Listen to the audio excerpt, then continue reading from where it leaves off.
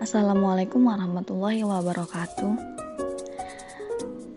Di pertemuan kali ini kita akan membahas mengenai desain dan struktur organisasi.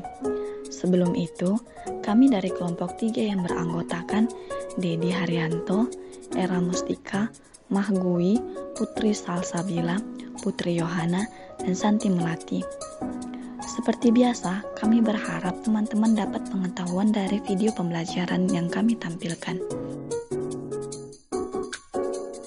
Dalam materi desain dan struktur organisasi, kita akan membahas mengenai konsep dasar pengorganisasian, 4 pilar dalam pengorganisasian, prinsip-prinsip pengorganisasian, faktor-faktor yang mempengaruhi struktur organisasi, pendekatan dalam proses depermentalisasi, model-model desain organisasi, dan struktur organisasi formal dan informal.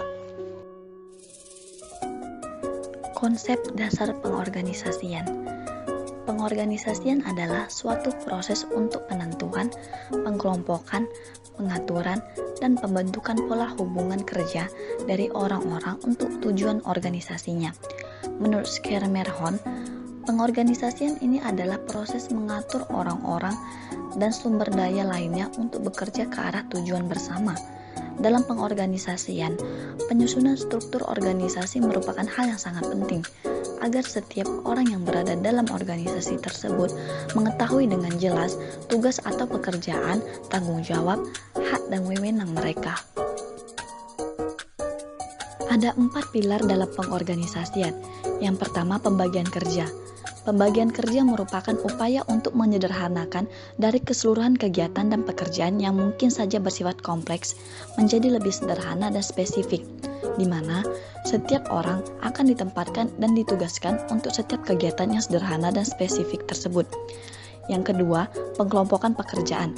Pengelompokan pekerjaan atau departmentalization setelah pekerjaan dispesifikan, maka kemudian pekerjaan-pekerjaan tersebut dikelompokkan berdasarkan kriteria tertentu yang sejenis. Yang ketiga, penentuan relasi antar bagian dalam organisasi. Setelah pekerjaan dikelompokkan atau didepartemenkan, kita mungkin bertanya-tanya, berapa banyak pekerjaan yang perlu dikelompokkan untuk setiap bagian atau departemen dan berapa banyak orang yang dibutuhkan menyangkut span of managing control yang terkait dengan jumlah orang atau bagian di bawah suatu departemen yang akan bertanggung jawab kepada departemen atau bagian tertentu. Yang keempat, koordinasi.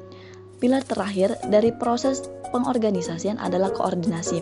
Setelah pekerjaan dibagi, ditentukan bagian-bagiannya, hingga ditentukan kriteria organisasinya, maka langkah berikut adalah bagaimana agar pembagian kerja yang organisasinya berjalan secara efektif dan efisien.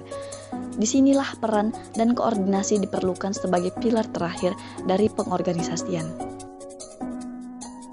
Prinsip-prinsip pengorganisasian. Yang pertama, prinsip kesatuan tujuan.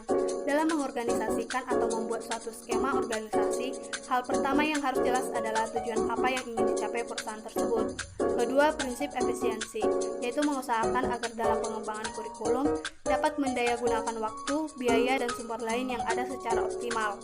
Ketiga, prinsip rentang manajemen. Melalui prinsip ini dapat diketahui berapa jumlah pegawai yang tepat, dalam artian memiliki kemampuan dan keahlian yang sesuai dengan bidangnya untuk menjadi bawahan seorang pemimpin. Keempat, prinsip pembagian pekerjaan. Di dalam sebuah organisasi, pembagian tugas pekerjaan akan menghasilkan departemen atau bagian yang ada di kantor menjadi jelas dalam mengerjakan suatu pekerjaan. Kelima, prinsip skalar. Prinsip ini mengacu pada rantai hubungan wewenang langsung dari atasan kepada bawahan di seluruh organisasi. Keenam, prinsip pendelegasian berdasarkan hasil-hasil yang diharapkan. Maksudnya, setiap pimpinan harus memperoleh delegasi kekuasaan atau wewenang yang diperoleh agar dapat melaksanakan tugasnya dengan baik.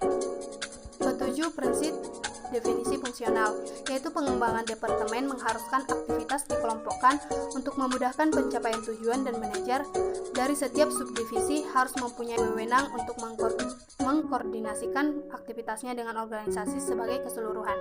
Kedelapan, prinsip keseimbangan wewenang dan tanggung jawab. Artinya bahwa kewenangan yang didelegasikan harus dibarengi dengan tanggung jawab yang seimbang. 9. Prinsip kesatuan komando, yaitu bahwa setiap karyawan harus menerima perintah dari satu manajer sehingga karyawan memiliki tanggung jawab kepada manajer tersebut. 10. Prinsip tingkatan wewenang, yaitu di mana keputusan di dalam kompetensi wewenang perorangan harus mereka ambil dan tidak boleh diteruskan ke atas dalam struktur organisasi. 11. Prinsip pemisahan. Prinsip ini menekankan bahwa beban tugas pekerjaan seseorang tidak dapat dibebankan tanggung jawabnya kepada orang lain. 12. Prinsip keseimbangan. Keseimbangan yang dimaksud adalah keseimbangan antara struktur organisasi yang efektif dengan tujuan organisasi. 13. Prinsip keluasan, yaitu memberi peluang untuk terjadinya perubahan seperti pengembangan atau modifikasi dalam organisasi pada saat kegiatan sedang berlangsung. Yang terakhir, prinsip kemudahan kepemimpinan. Maksudnya yaitu memiliki sebuah sistem yang baik tidaklah cukup bagi sebuah organisasi untuk meraih tujuan yang dicita-citakan. Ini disebabkan organisasi membutuhkan sebuah kepemimpinan yang baik. Faktor-faktor yang mempengaruhi struktur organisasi. Yang pertama, strategi organisasi. Dibuat sebagai upaya pencapaian tujuan organisasi. Oleh karena itu, jika struktur organisasi dibentuk sebagai jalan untuk pencapaian tujuan, maka struktur organisasi pun selayaknya sejalan dengan strategi organisasi. Maka, jika terjadi perubahan pada strategi organisasi, akan berdampak pula pada perubahan struktur organisasi. Kedua, skala organisasi. Organisasi yang berskala besar artinya organisasi tersebut barangkali memiliki berbagai cabang di berbagai daerah, dikarenakan pangsa pasarnya yang luas. Dengan demikian, memiliki tenaga kerja yang juga tidak sedikit. Tapi walaupun tanpa cabang, organisasi dapat dikatakan berskala besar jika tenaga kerja yang berjumlah ribuan seperti pabrik-pabrik garmen, penghasil produk-produk konveksi. 3. Teknologi. Faktor teknologi yang dimaksudkan di sini adalah terkait dengan cara bagaimana suatu pekerjaan dilakukan. Selain itu juga, faktor teknologi terkait dengan penggunaan alat-alat bantu dalam sebuah organisasi. 4. Lingkungan. Lingkungan yang dinamis menuntut organisasi juga untuk menyelesaikan diri secara dinamis. Proses penyesuaian yang dilakukan oleh organisasi juga termasuk dalam penentuan struktur organisasinya. Lingkungan yang dinamis akan mendorong organisasi untuk selalu menyesuaikan struktur organisasi dengan tuntutan lingkungan yang senantiasa berubah. Sebaliknya, lingkungan yang cenderung statis tidak akan terlalu banyak mengubah struktur organisasinya. Pendekatan dalam proses departementalisasi. Yang pertama, departementalisasi fungsional. Mengelompokkan fungsi yang sama atau kegiatan-kegiatan atau tugas sejenis untuk membentuk satu satuan organisasi. Kedua, departementalisasi divisional. Organisasi divisional dapat mengikuti pembagian divisi atas dasar produk, wilayah atau geografis, layanan dan proses atau peralatan. Departementalisasi divisional dibagi menjadi 5, antara lain 1. Struktur organisasi divisional dasar wilayah. Berdasarkan pendekatan ini, proses departementalisasi dilakukan berdasarkan fungsi-fungsi tertentu yang mesti dijalankan dalam sebuah organisasi. Kedua, pendekatan produk, yaitu di mana penentuan bagian-bagian dalam organisasi ditentukan berdasarkan jenis produk yang dibuat oleh organisasi. Ketiga, pendekatan pelanggan. Berdasarkan pendekatan ini, penentu bagian-bagian berdasarkan karakteristik pelanggan yang menjadi sasaran dari organisasi. Keempat, pendekatan FIS. Berdasarkan pendekatan ini, penentu bagian-bagian dalam organisasi ditentukan berdasarkan wilayah geografis di mana organisasi beroperasi. Kelima, pendekatan matriks. Merupakan gabungan dari pendekatan organisasi fungsional dan organisasi divisional yang bertujuan untuk menutupi kekurangan pada kedua pendekatan tersebut. Model-model desain organisasi. Model organisasi mekanistik, yaitu model yang menekankan pentingnya mencapai produksi dan efisiensi tingkat tinggi. Henry Fayol mengajukan sejumlah prinsip yang berkaitan dengan fungsi pimpinan untuk mengorganisasi, dan 4 diantaranya berhubungan dengan pemahaman model mekanistik, yaitu yang pertama, prinsip spesialisasi, yang kedua, prinsip kesatuan arah, yang ketiga, prinsip wewenang dan tanggung jawab, dan yang keempat, prinsip rantai skalar. Model mekanistik sangat efisien karena karakteristik strukturnya, yaitu menekankan pada pentingnya mencapai keadaptasian dan perkembangan tingkat tinggi. Desain organisasi ini kurang mengandalkan peraturan dan prosedur, wewenang yang desentralisasikan atau spesialisasi yang tinggi.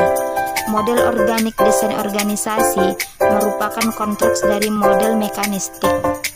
Karakteristik Karakteristik dan praktek organisasi yang mendasari model organik sama sekali berbeda dari karakteristik dan praktek yang mendasari model mekanistik. Perbedaan yang paling mencolok antara lain kedua model itu berasal dari kriteria keefektifan yang berbeda yang ingin diusahakan sebesar-besarnya oleh masing-masing model. Struktur organisasi formal dan informal. Organisasi formal.